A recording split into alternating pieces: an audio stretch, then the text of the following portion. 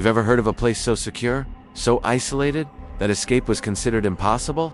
Welcome to Alcatraz, the infamous island prison that once held America's most notorious criminals. Perched on a rocky outcrop in the middle of San Francisco Bay, this place wasn't just a prison, it was a symbol of ultimate punishment. Today we're unlocking the secrets of the Rock. From 1934 to 1963, Alcatraz was the final stop for the worst of the worst. We're talking about men like Al, Scarface Capone, the infamous Chicago mob boss, and Robert the Birdman Stroud, who became a famous ornithologist while behind bars. This wasn't your average federal prison. Alcatraz was designed for inmates who were too disruptive or dangerous for other facilities. Their rules were strict, privileges were few, and the cold, foggy air of the bay was a constant reminder of their isolation. Just a mile and a quarter from the bustling city of San Francisco, the inmates could hear the sounds of freedom, the laughter, the traffic, the city life, but it was a world away. Life on the Rock was monotonous and highly structured.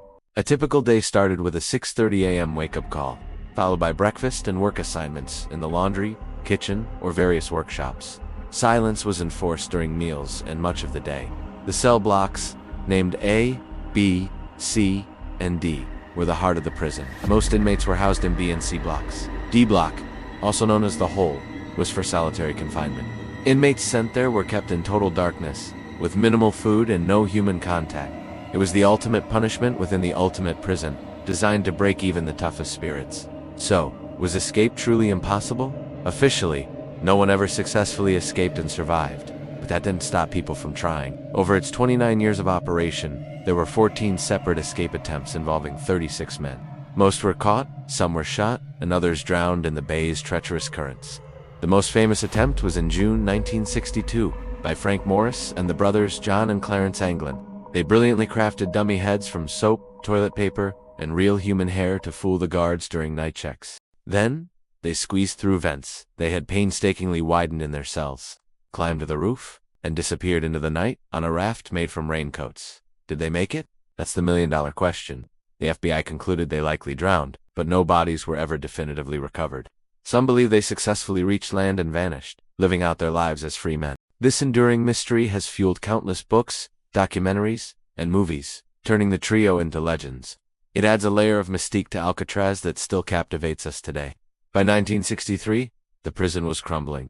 The salt water had severely eroded the buildings, and the cost of operating the island facility was nearly 3 times that of a mainland prison.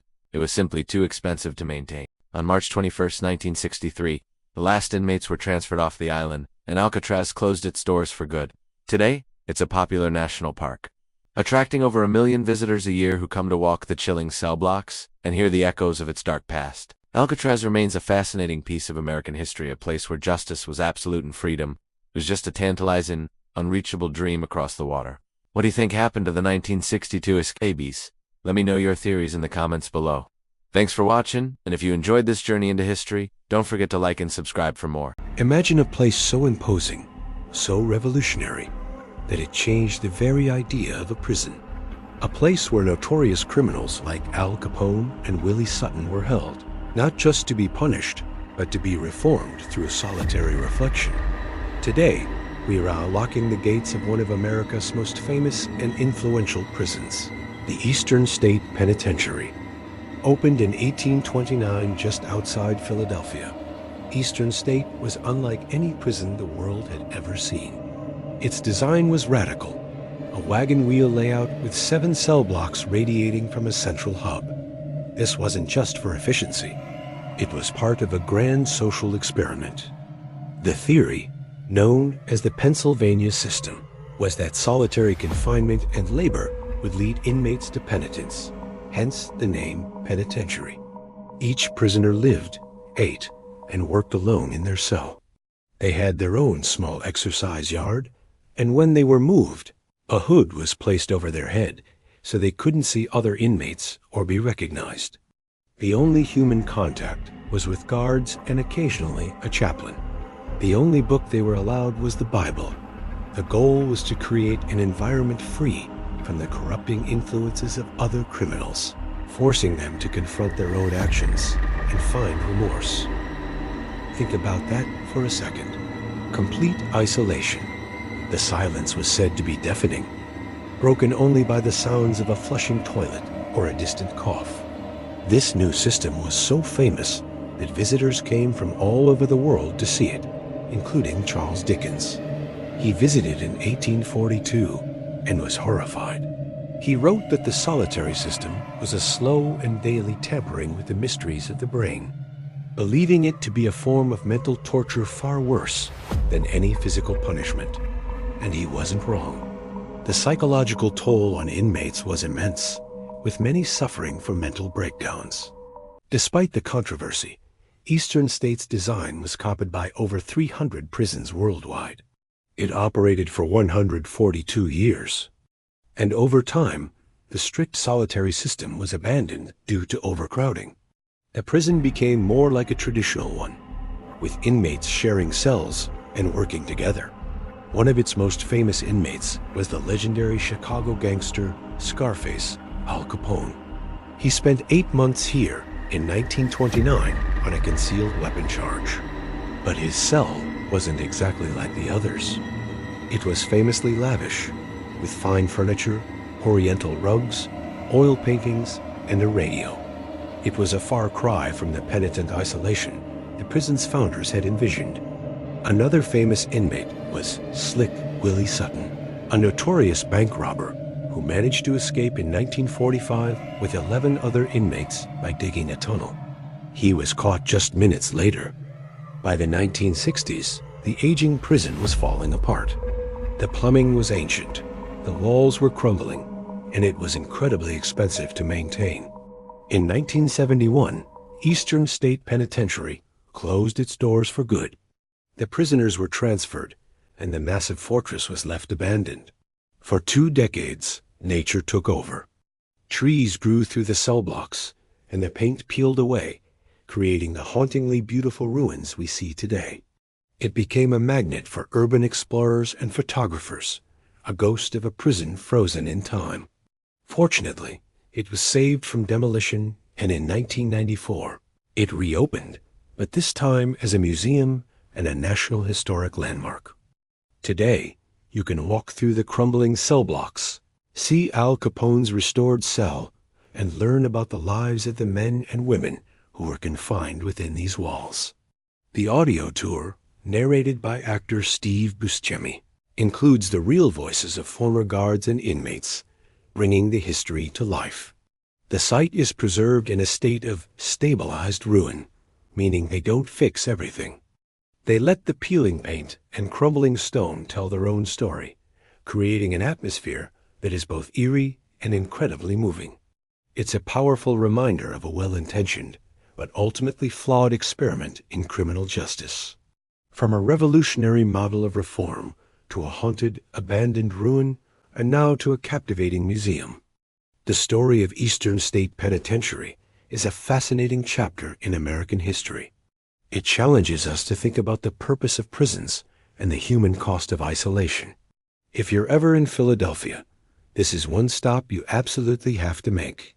Thanks for watching, and if you enjoyed this journey into the past, don't forget to like, subscribe, and hit that notification bell for more stories from incredible historic places. See you next time. Hello everyone, and welcome back to the channel. Today, we're taking a deep dive into a place that's part movie star, part historical landmark, and part ghost hunter's paradise. I'm talking about the Ohio State Reformatory. Picture this: towering Gothic architecture, rows of rusting cell blocks, and an eerie silence that seems to hold 1,000 untold stories. Located in Mansfield, Ohio, this place isn't just an old prison. It's a massive, beautiful, and frankly, intimidating structure that first opened its doors in 1896. The architects, Levi Schofield and F.F. Schnitzer, wanted to create a building that would inspire inmates to become better people, to be reborn into a new spiritual life. That's why it looks more like a grand European castle than a typical prison with its turrets and intricate stonework. For nearly a century, over 155,000 men passed through these walls. The Reformatory was designed to house first-time, young offenders with the goal of rehabilitation through education and trade training. However, as the years went on, it became severely overcrowded. Conditions that were once meant to be humane slowly deteriorated. The cells, originally designed for one person, often held 2 or 3. Riots, violence, and disease became tragically common. The stories of hardship and despair from this era are a stark contrast to the building's beautiful exterior. The prison finally closed its doors in 1990 after a federal court order declared it unfit for human habitation. Now, if this place looks familiar to you, you're probably a movie fan. The Ohio State Reformatory is perhaps most famous as the primary filming location for the 1994 classic, The Shawshank Redemption.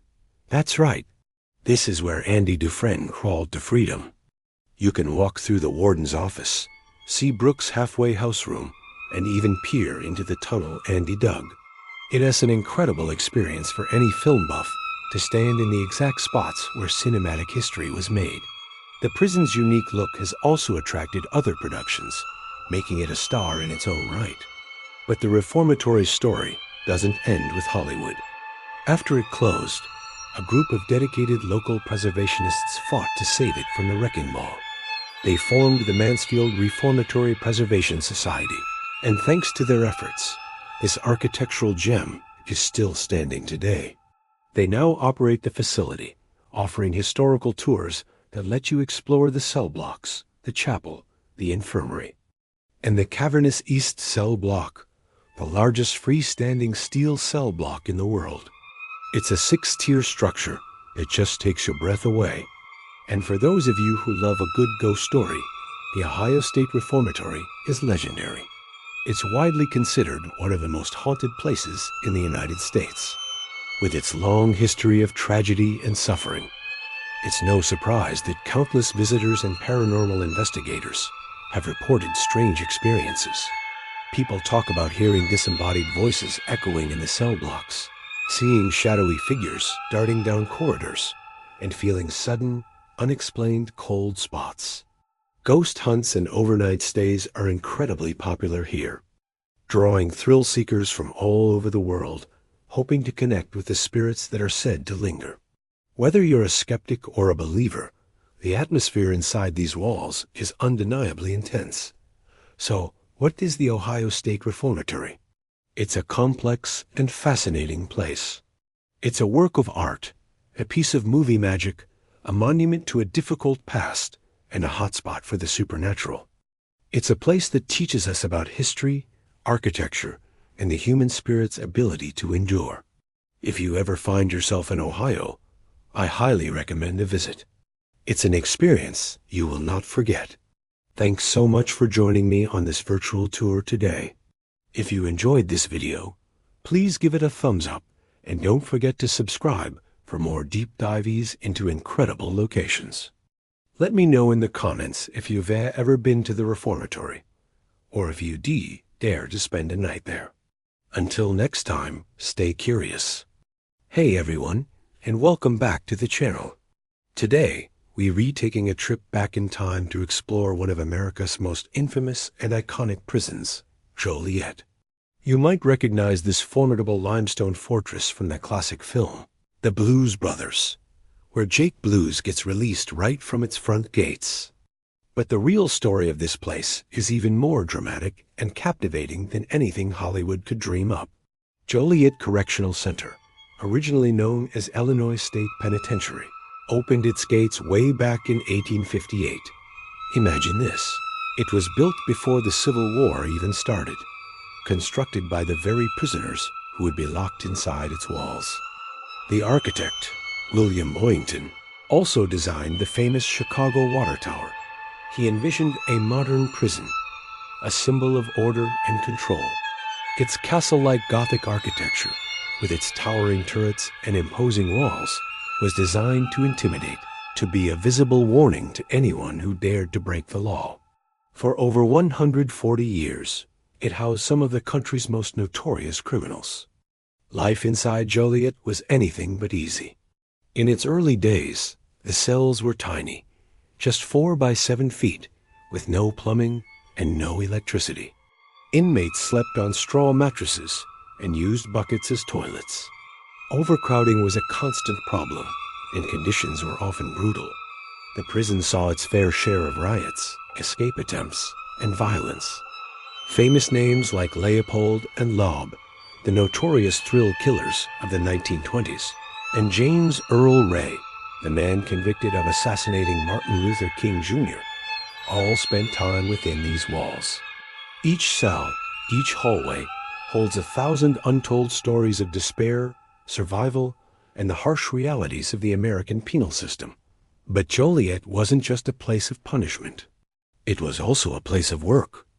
The prison operated massive quarries and factories where inmates labored for long hours.